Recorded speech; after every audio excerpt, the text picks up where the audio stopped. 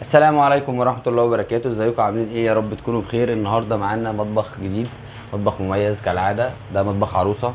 طبعا زي ما انتم شايفين الدنيا، بس ايه، العروسة حابة تفرش حاجتها بس عشان ده لسه ايه ما استخدمتهاش. احنا قلنا هنصور المطبخ ده بعد الفرش مباشرة، لان المطبخ ده فيه حاجات كتير جديدة مش هينفع نصوره وهو فاضي. الافضل ان هو بعد ما الرخام يركب ويتنضف والفرش يترص والحاجة كلها تترتب في مكانها، هيبان شكل المطبخ اكتر وهيبان تفاصيله ومعالمه.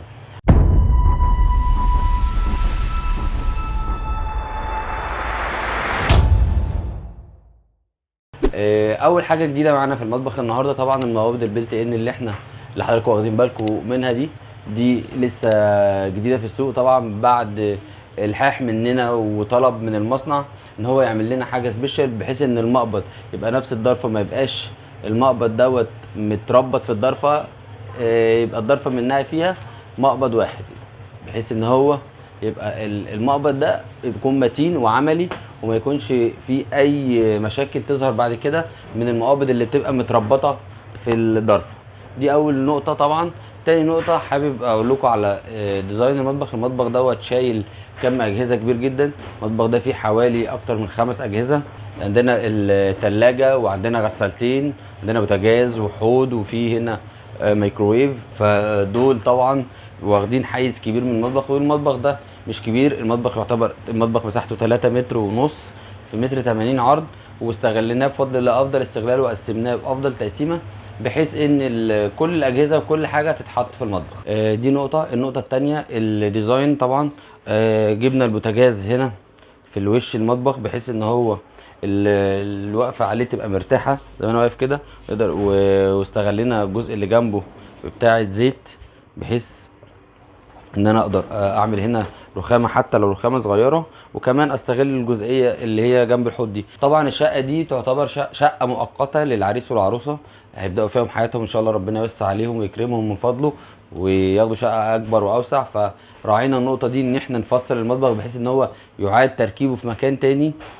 دي نقطه. النقطه التانيه احنا لما جينا كانت الرخامه دي راكبه، فما قدرناش ان احنا نعمل فيها اي حاجه ولا نغير اي ديزاين ولا نعمل فيها اي شغل.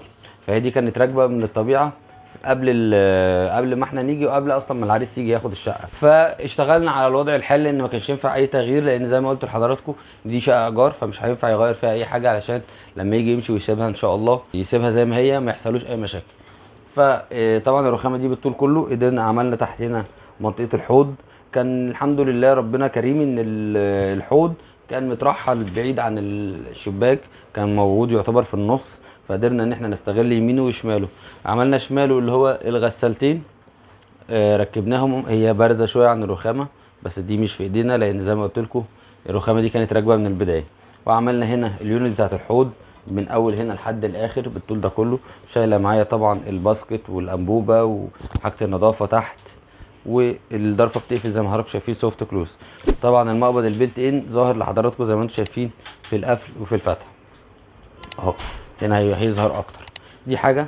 وعملنا زي ما قلنا هنا رخامه تانية. طبعا جبنا رخامه نفس يعني الرخام ده احنا اللي جايبينه نفس شكل الرخام ده بالظبط، علشان يبقى ماتشنج مع بعض واللون كله يبقى واحد. طبعا فوق الحوض اوتوماتيك عملنا فوق الحوض المطبقيه بتاعتنا، والمره دي مطبقيه هيدروليك زي ما انتم شايفين، بتنزل بكل اللي فيها، شايله مش عارف 3 اطقم كوبايات تقريبا وطقمين اطباق، وبتطلع تاني فوق كده بكل سهوله. تحطها كده وبنقفل المطبقيه الضرفه بتاعتها. وعملنا هنا ضرفه تاني جنب المطبقيه برفين تخزين. شايل طبعا العروسه رص كوباياتها فيها، احنا ملناش علاقه بالرص. وعملنا هنا بعد كده ضرفتين قلاب زي ما حضراتكم شايفين، قلاب فوق بعض بيقفلوا ويفتحوا لفوق، بحيث ان الشكل يبقى ايه متناسق مع بعض. وهنا الجزء اللي بتاع الحيطه دي طبعا عملنا رخامه مساحتها دي 135 سم. هنا عملنا في البدايه رفين تخزين كبار جدا، شيلوا معايا كل الحلل اللي انتوا شايفينها وكل الكلام ده كله. طبعا الدواخل بتاعت المطبخ ده كله فايبر 2 مللي زي ما شايفين بيستحمل ازاي. عملنا هنا درجين للمعالق صغيرين هنا اهو، ده مش عارف فيه ايه بالظبط بس هو يعني مليان. وتحت عشان مفيش تربو بصل، فهم جابوا منظم للتربو والحاجات دي وحطوه هنا في الدرج، فده هيشيل معانا البصل والثوم والحاجات بتاعه التربو. فيما بعد عايزين يغيروا التقسيمه، طبعا دي حاجه براحتهم ما نقدرش نجبرهم، وطبعا عشان الشكل فما رضيتش ان انا اعمله كله ظرف ظرف ظرف. في نفس الوقت كنت المقبض البلت ان بيبقى شكله اشيك جدا مع الظراف القلاب، فبرضو ما رضيتش اعمل دول كلهم ظراف بالعرض، ففضلت ان انا اعمل هنا الجزئين دول يكون شكلهم ديكوري شويه، وفي نفس الوقت برضو يستغلوا. فمحطوط فيهم طبعا فازة وورد، وكمان وراهم كاسات بشكل شياكه قوي، بحيث ان هو طبعا تحت زي فوق، بحيث ان هو يبقى ايه الشكل تحفه. وعملنا هنا ضرفه قلاب زي ما حضراتكم واخدين بالكم، مساحات التخزين برضو كويسه جدا. وفوق ضرفه كبيره، طبعا مش هقدر افتحها الاخر عشان الطول، اعذرونا. وهنا نفس الكلام ضرفه قلاب.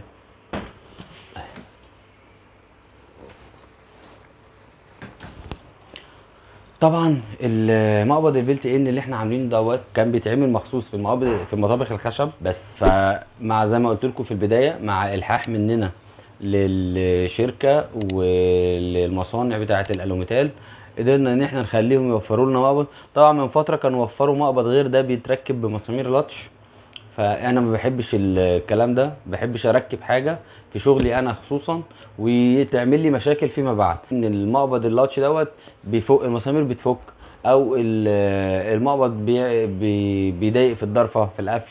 فانا عشان كده اول مره اشتغله دلوقتي، لما لقيت المنتج اللي انا محتاجه في شغلي، اللي بيديني اكتر اعتماديه في الشغل، وكمان يسهل على العميل ما كل شويه نعمل له صيانه، انا فطبعا فورا اشتريت منه كميات كبيره، خزنتها عندي في المصنع، بحيث ان انا اقدر ان انا في اي وقت اي حد يطلب المقبض بتاعي دوت يلاقيه فورا. ده مقبض الضرفه، في نفس المقبض الاتنين حاجه واحده، مفهومش اي فواصل. يعني ده في الضرفه لطش منه فيه زي ما بنقول. بس كده، ده كان مطبخنا النهارده. يا ريت تشاركنا برايك في التعليقات، ولو عجبك الفيديو يا ريت تشيره على اوسع نطاق علشان كل الناس تستفيد. ولو حد عنده مطبخ نفس التقسيمه يقدر ان هو يستفيد بالتقسيمه دي ويقسمه زي ما هو عاوز. كان معكم سلام عشري، اشوفكم المطبخ الجاي ان شاء الله. سلام.